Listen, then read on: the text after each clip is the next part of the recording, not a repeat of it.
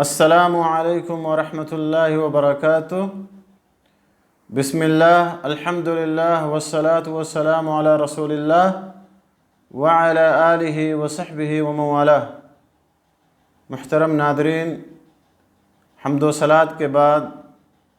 آج جو باتیں میں آپ کے سامنے رکھنا چاہتا ہوں، اللہ تبارک و تعالیٰ کی توفیق اور اس کی مدد سے، وہ ماہ رمضان کے خصوصی اعمال کے بارے میں۔ جیسا کہ ہم تمام لوگ جانتے ہیں کہ ماہ رمضان کی آمد بالکل قریب ہے اور گنتی کے چند ایام اور باقی رہ گئے ہیں، اور یہ بھی تیزی کے ساتھ گزر جائیں گے اور ماہ رمضان ہمارے سامنے ہوگا۔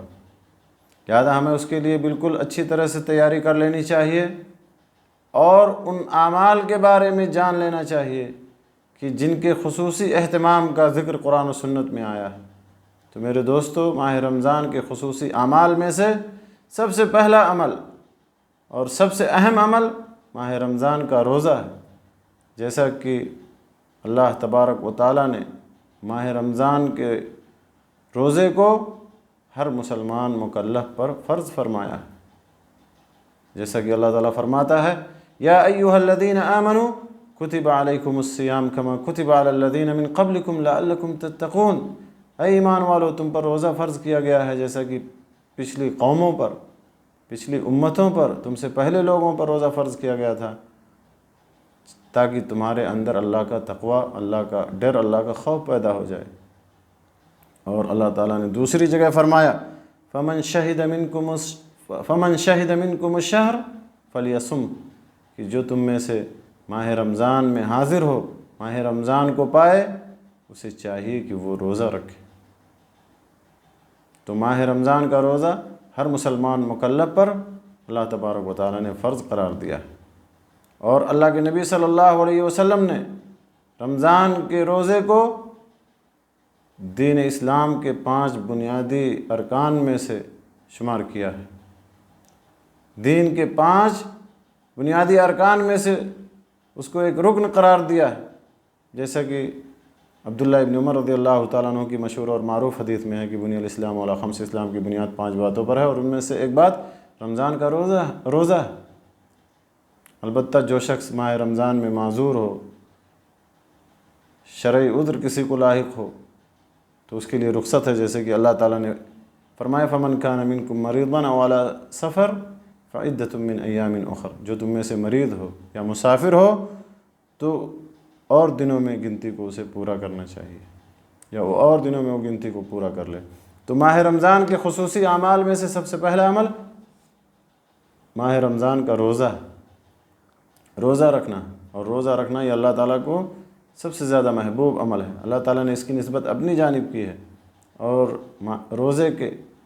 فضائل کے بارے میں بہت ساری احادیث اور بہت ساری روایات موجود ہیں۔ اسی طرح سے ماہ رمضان کے خصوصی اعمال میں سے دوسرا عمل ہے قیام رمضان، جس کی تاکید کی گئی ہے۔ قیام رمضان، رمضان کا قیام یعنی نماز تراویح۔ اللہ کے نبی صلی اللہ علیہ وسلم قیام رمضان کی بڑی ترغیب دلاتے تھے، جیسا کہ آپ نے فرمایا، من قام رمضان ایمانا واحتسابا غفر له ما تقدم من ذنبه، کہ جو ماہ رمضان میں قیام کرے ایمان کی حالت میں اور ثواب کی نیت سے، اللہ تبارک و تعالیٰ سے اجر و ثواب کی نیت سے، تو اس کے پچھلے گناہ بخش دیے جاتے ہیں۔ اور جہاں تک نماز تراویح کی تعداد کا تعلق ہے، تو اس سے متعلق جتنی بھی احادیث اور روایات مروی ہیں، صحیح روایات اور صحیح حدیث، ان سے پتہ یہی چلتا ہے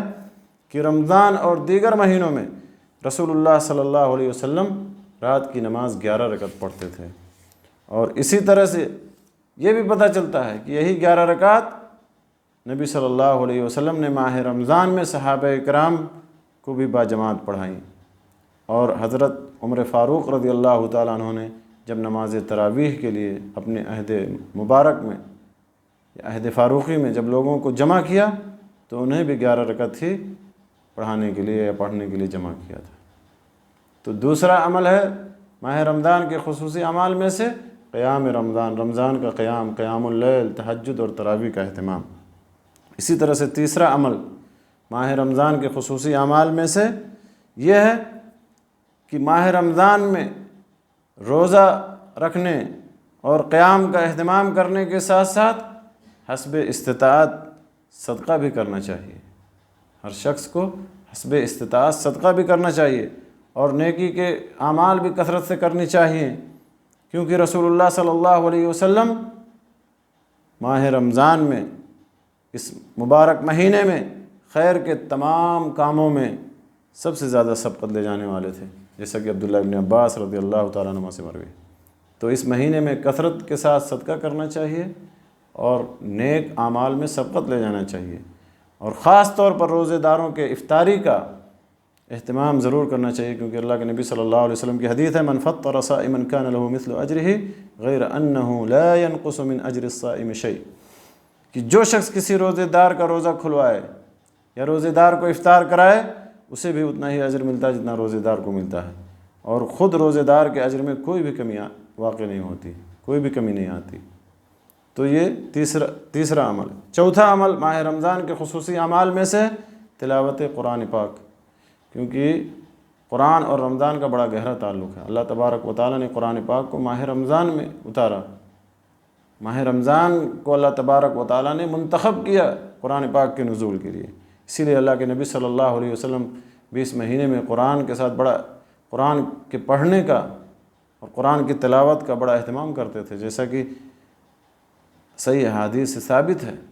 کہ اللہ کے نبی صلی اللہ علیہ وسلم رمضان کی ہر رات میں حضرت جبریل علیہ السلام کو قرآن مجید سناتے تھے، اور قرآن کی تلاوت کے بڑے فضائل ہیں۔ جو آدمی ایک حرف پڑھتا ہے اس کو ایک نیکی، اور ایک نیکی اللہ کے ہاں 10 نیکیوں کے برابر۔ اور اللہ کے نبی صلی اللہ علیہ وسلم نے فرمایا کہ میں یہ نہیں کہتا کہ الف ایک حرف ہے، لام ایک حرف ہے، میم ایک حرف ہے، بلکہ اللہ کے نبی صلی اللہ علیہ وسلم نے فرمایا کہ میں نہیں یہ کہتا کہ الف لام میم ایک حرف ہے، بلکہ الف ایک حرف ہے، لام ایک حرف ہے، میم ایک حرف ہے۔ اور اسی طرح سے رمضان کے خصوصی اعمال میں سے 5واں عمل ہے دعا کرنا، ذکر الہی میں مشغول رہنا اور توبہ اور استغفار کرنا، کیونکہ روزے دار کی دعا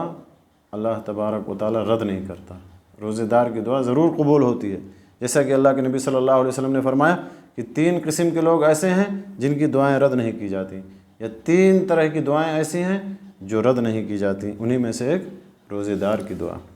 اور خاص طور پہ افطار کے وقت، کیونکہ اللہ کے نبی صلی اللہ علیہ وسلم نے فرمایا کہ روزے دار کے لیے افطاری کے وقت ایسی دعا ہے جو رد نہیں کی جاتی، یعنی روزے دار افطاری کے وقت اگر دعا کرے تو اس کی دعا اللہ تبارک و تعالیٰ ضرور قبول فرماتا ہے۔ تو یہ چند اعمال تھے جو رمضان کے مہینے میں خصوصیت کے ساتھ جن کا ہمیں اہتمام کرنا چاہیے۔ اللہ تبارک و تعالیٰ سے دعا ہے کہ اللہ تعالیٰ ہمیں رمضان المبارک کا مہینہ نصیب فرمائے اور اس میں کثرت کے ساتھ نیک عمل کرنے، اللہ کی عبادت کرنے کی توفیق بخشے۔ آمین۔ وآخر دعوانا ان الحمد للہ رب العالمین، وصلی اللہ علی نبینا محمد وعلی آلہ وصحبہ اجمعین۔